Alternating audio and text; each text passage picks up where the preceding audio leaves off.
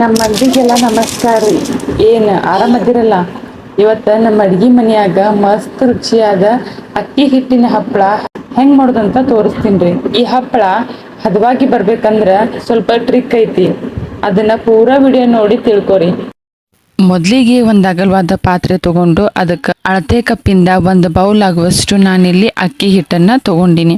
ಇದಕ್ಕೆ ನಾನಿಲ್ಲಿ ಅದೇ ಅಳತೆ ಕಪ್ ತಗೊಂಡು 4 ಕಪ್ ಆಗುವಷ್ಟು ನೀರನ್ನ ಹಾಕೊಂಡಿದ್ದೀನಿ. ನೆನ್ಪಿರ್ಲಿ, ಮೊದಲಿಗೆ ನಾವು 4 ಕಪ್ ಹಾಕೊಳ್ಳೋಣ, ನಂತರ ಇದಕ್ಕೆ ಎಷ್ಟು ನೀರ್ ಬೇಕಾಕೋ ಅಂತ ನಂತರ ಹೇಳ್ಕೊಂತ ಹೋಗ್ತೀನಿ. ಒಂದು ಬೀಟರ್ ಸಹಾಯದಿಂದ 1 ಗಂಟೆ ಇಲ್ದಂಗ ಚಂದಾಗ ಮಿಕ್ಸ್ ಮಾಡಿ ಇಟ್ಕೋಬೇಕು ನೋಡ್ರಿ.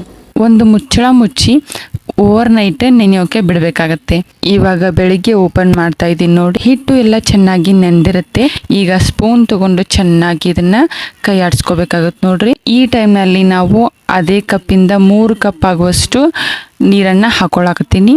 ನೆನಪಿರ್ಲಿ, ರಾತ್ರಿ 4 ಕಪ್ ಹಾಕೊಂಡಿನಿ, ಈಗ 3 ಹಾಕೊಂಡಿನಿ. ಟೋಟಲ್ ಆಗಿ 7 ಕಪ್ ಆಗುವಷ್ಟು ಹಾಕೊಂಡಿನಿ. ನಂತರ ಒಂದು ಮಿಕ್ಸಿ ಜಾರ್ ತಗೊಂಡು ಹಸಿರು ಮೆಣಸಿನ್ಕಾಯಿ ಮತ್ತು ಕೊತ್ತಂಬರಿ ಸೊಪ್ಪು ಮತ್ತು ರುಚಿಗೆ ತಕ್ಕಷ್ಟು ಉಪ್ಪು ಹಾಕಿ ಫ್ಲೇವರ್ಗೆ ಅಂತ ಹೇಳಿ ನಾನಿಲ್ಲಿ ಜೀರಿಗೆ ಹಾಕ್ಕೊಂಡಿನಿ. ನಂತರ 5ರಿಂದ 6 ಬೆಳ್ಳುಳ್ಳಿ ಹೆಸಳನ್ನು ಕೂಡ ಹಾಕ್ಕೊಂಡಿನಿ. ನಂತರ ನಾವಿಲ್ಲಿ ಒಂದು ದಪ್ಪ ತಳದ ಪಾತ್ರೆ ತಗೊಂಡು ಇದನ್ನ ನಾವು ನೆನೆಸಿಟ್ಟಿದ್ವಲ್ಲ ಅಕ್ಕಿ ನೀರನ್ನ, ಅದನ್ನು ಕೂಡ ಇದರಲ್ಲಿ ಸೇರಿಸ್ಕೊಂಡು ಚೆನ್ನಾಗಿ ಮಿಕ್ಸ್ ಮಾಡಿಕೊಂಡು ಈ ಟೈಮ್ನಲ್ಲಿ ನಾವು ಈಗ ರುಬ್ಬಿಟ್ಕೊಂಡಿರುವ ಮಿಶ್ರಣವನ್ನು ಸೇರಿಸ್ಕೊತಾ ಇದ್ದೀನಿ. ನಾನು ರುಬ್ಬುವಾಗ ಅದರಲ್ಲೂ ಕೂಡ 1 ಕಪ್ ಆಗುವಷ್ಟು ನೀರನ್ನು ಸೇರಿಸ್ಕೊಂಡಿನಿ.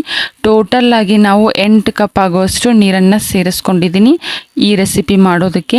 ಇವಾಗ ಒಂದು ಸಣ್ಣ ಉರಿಯಲ್ಲಿ ಇಟ್ಕೊಂಡು ಈ ರೀತಿಯಾಗಿ ಚೆನ್ನಾಗಿ ಮಿಕ್ಸ್ ಮಾಡ್ಕೊತ ಹೋಗಬೇಕಾಗತ್ತೆ ನೋಡಿ. ಇವಾಗ ನಾನು ಕೂಡ ಚೆನ್ನಾಗಿ ಮಿಕ್ಸ್ ಮಾಡ್ತಾ ತೋರಿಸ್ತಾ ಇದ್ದೀನಿ. ಇವಾಗ ಒಂದು 10 ನಿಮಿಷ ಆಗಿದೆ, ಈ ರೀತಿಯಾಗಿ ಕಾಣಿಸ್ತಾ ಇದೆ. ನಾವು ಟೋಟಲ್ ಆಗಿ 30 ನಿಮಿಷಗಳ ಕಾಲ ನಾನು ಚೆನ್ನಾಗಿ ತಿರುಗಿಸ್ಕೊಂಡಿದ್ದೀನಿ. ಹಿಟ್ಟು ರೆಡಿ ಆಗಿದೆಯೋ ಇಲ್ವೋ ಅಂತ ಚೆಕ್ ಮಾಡೋದು ಹೇಗೆ ಅಂದ್ರೆ, ಒಂದು ಬೌಲ್ನಲ್ಲಿ ಒಂದು ಅರ್ಧ ಕಪ್ ಆಗುವಷ್ಟು ನೀರು ಹಾಕೊಂಡು ಈ ಹಿಟ್ಟನ್ನ ಚಮಚದಲ್ಲಿ ತಗೊಂಡು ಅದರಲ್ಲಿ ಹಾಕಬೇಕು. ಹಿಟ್ಟು ತಳದಲ್ಲಿ ಹೋಗಿ ಕೂರಬಾರ್ದು. ಈ ರೀತಿಯಾಗಿ ನೀರಲ್ಲಿ ತೇಲಿದ್ರೆ ಹಿಟ್ಟು ತಯಾರಾಗಿದೆ ಅಂತ ಅರ್ಥ. ಲಾಸ್ಟಿಗೆ ನಾನಿಲ್ಲಿ ಜೀರಿಗೆ ಮತ್ತು ಚಿಲ್ಲಿ ಫ್ಲೇಕ್ಸ್ನ ಹಾಕೊಂಡು ಚೆನ್ನಾಗಿ ಮಿಕ್ಸ್ ಮಾಡ್ಕೊಂಡಿನಿ ನೋಡ್ರಿ. ಈಗ ಇದು ಸ್ವಲ್ಪ ಉಗುರು ಬೆಚ್ಚ ಆಗುವವರೆಗೂ ಬಿಡೋಣ. ಬಿಸಿ ಬಿಸಿಯಾಗಿ ಹಾಕಬಾರ್ದು, ಯಾಕಂದ್ರೆ ನಾವು ಪ್ಲಾಸ್ಟಿಕ್ ಹಾಳೆಯ ಮೇಲೆ ಹಾಕೊಂತೀವಲ್ಲ, ಅದಕ್ಕೋಸ್ಕರ ಸ್ವಲ್ಪ ಇದು ತಣ್ಣಗಾಗ್ಲಿ. ಈಗ ಇದು ಸ್ವಲ್ಪ ಉಗುರು ಬೆಚ್ಚಗೆ ಆಗಿದೆ. ಇವಾಗ ನಾವು ಒಂದೊಂದೇ ಹಪ್ಪಳಗಳನ್ನು ಹಾಕಿ ತೋರಿಸ್ತಾ ಇದೀನಿ ನೋಡಿ. ಮೊದಲಿಗೆ ಒಂದು ಚಮಚ ತಗೊಂಡು ಈ ರೀತಿಯಾಗಿ ಹಾಕೊಂಡು ನಾವು ನಾರ್ಮಲ್ ದೋಸೆ ಮಾಡ್ತೀವಲ್ಲ, ಅದೇ ರೀತಿಯಾಗಿ ಪುಟ್ಟ ಪುಟ್ಟ ದೋಸೆ ಥರ ಹಾಕ್ಬಿಟ್ಟು ಈ ರೀತಿಯಾಗಿ ಮಾಡಿಕೊಂಡ್ರೆ ಮುಗೀತು. ಹಾಳೆಗೆ ಯಾವುದೇ ರೀತಿಯಾಗಿ ಎಣ್ಣೆ ಹಚ್ಚುವಂಥ ಅವಶ್ಯ ಇಲ್ಲ, ತಾವಾಗಲೇ ಬಿಟ್ಕೊತಾವೆ ನೋಡಿ. ಎಲ್ಲ ಹಪ್ಪಳಗಳನ್ನು ಹಾಕಿ ಇಟ್ಕೊಂಡಿದ್ದೀನಿ.